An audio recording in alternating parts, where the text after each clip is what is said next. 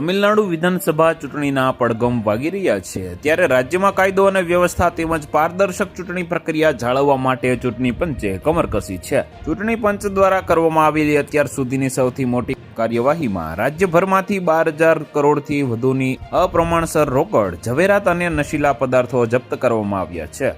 આ જપ્તીએ રાજકીય વર્તુળોમાં ભારે ખળભળાટ મચાવી દીધો છે. બંગાળના સીએમ મમતા બેનર્જીએ આરોપ લગાવ્યા છે કે પીએમ મોદી ચૂંટણી પ્રચાર માટે રેલવે, પ્લેન અને અન્ય સરકારી મશીનરીનો બેફામ દુરુપયોગ કરી રહ્યા છે. તમિલનાડુમાં ચૂંટણી રેલી દરમિયાન રાહુલ ગાંધીએ કહ્યું કે ભાજપે જે રીતે બિહારમાં નીતિશ કુમારને હટાવીને સત્તા મેળવી, તેવી જ રીતે તેઓ તમિલનાડુમાં પણ રિમોટ કંટ્રોલથી ચાલતી કઠપૂતળી સરકાર બનાવવા માંગે છે. મદ્રાસ હાઈકોર્ટે ટીવીકે પાર્ટીના ચીફ વિજયને નોટિસ પાઠવી છે. તેમના અલગ અલગ ચૂંટણી સોગંદનામામાં સંપત્તિના આંકડામાં 100 કરોડનો તફાવત હોવાનો ગંભીર આક્ષેપો થયા છે. તો વધુ માહિતી મેળવવા માટે ચેનલ સાથે જોડાયેલા રહો. વિડીયો પસંદ આવે તો લાઈક કરી દેજો. ચેનલમાં નવા છો તો સબસ્ક્રાઇબ કરી દેજો.